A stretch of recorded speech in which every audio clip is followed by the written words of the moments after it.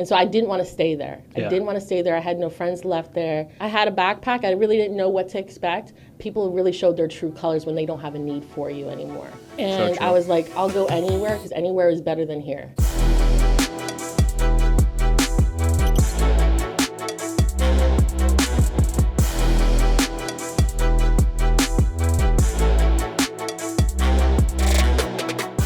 I want to dig into Joanna's past a little bit. Okay? That's all right with you? That's all right. Okay.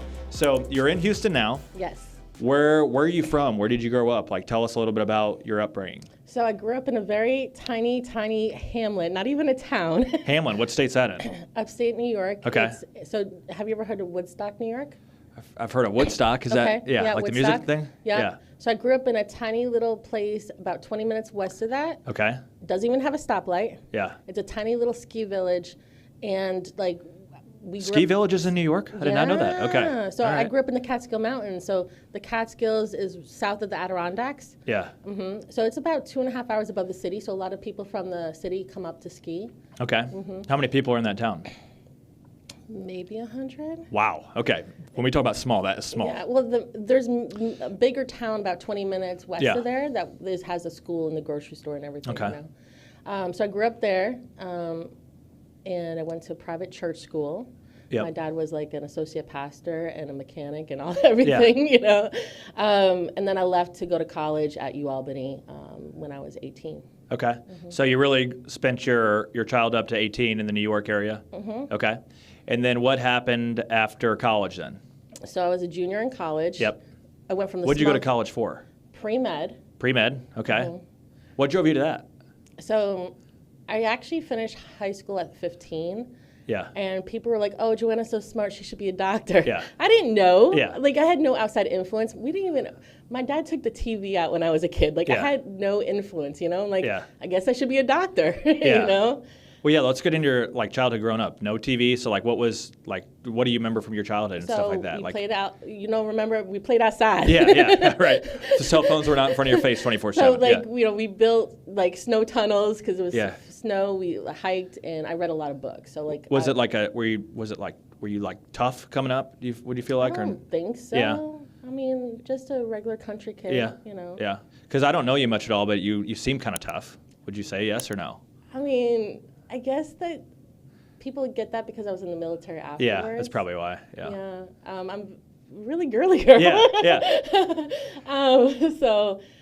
So college, I was a junior and I got an F in chemistry. Yeah. And I was working full time. In my defense, I was working full time at Walmart in the photo lab and also going to college at the same time. And back then, they didn't make classes for adult students. Yeah. So you had an 8 o'clock class, an 11 o'clock class, a 4 o'clock class. You know, it was hard. Yeah. But I didn't. My family was upper class poor. Yeah. You know, so they couldn't help me. So I had to work to pay my bills and everything. So I got the F, and I was like, they're not going to let me into med school, and they were getting ready to put me on academic probation for it. I was like, I don't want to stay here, and I was a fish out of water because I came from a tiny little town where everybody knew everybody to this massive city school. Yeah.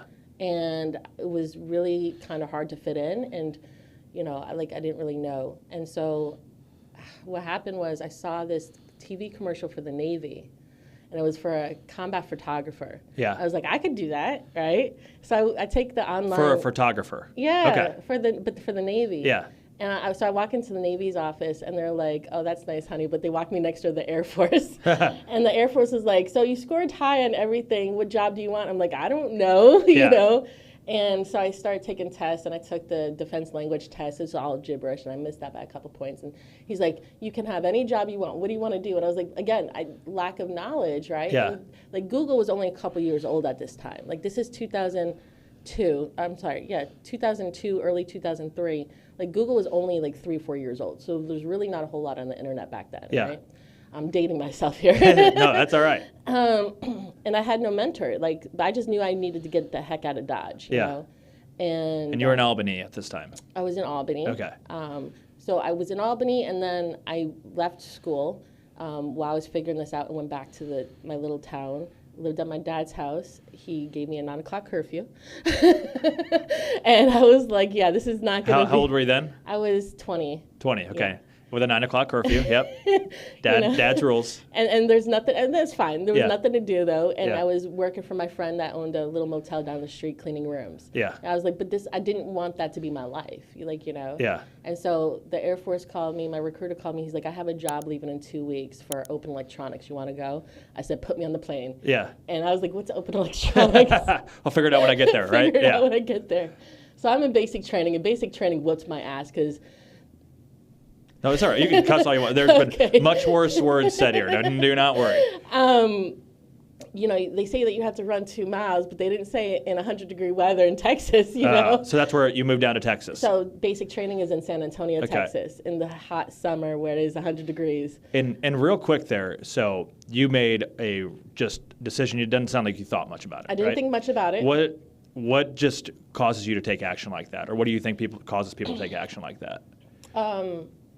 So I have a saying, my dad said, the pain of staying the same has to be greater than the pain of change. Yep. I had an immediate need, so I don't know if you want to talk about sensitive subjects. You can talk about whatever you want. Okay. Yeah. So while I was in college, I went through something traumatic. Yeah. I had been sexually assaulted as a child by a family friend, and that came to light, and we went to court and Yeah. everything. And in this little town of 100 people, my assailant had flipped the script and victim shamed and said that little 6-year-old Joanna was the cause of the problem. And people who I had babysat for free for my entire childhood were now not talking to me. I was like isolated, you know? Yeah. Yeah. And it hurt my family. My dad built that church, and now people who he mentored for 20 years didn't want to talk to our family, Right. you know? And so I didn't want to stay there. Yeah. I didn't want to stay there. I had no friends left there.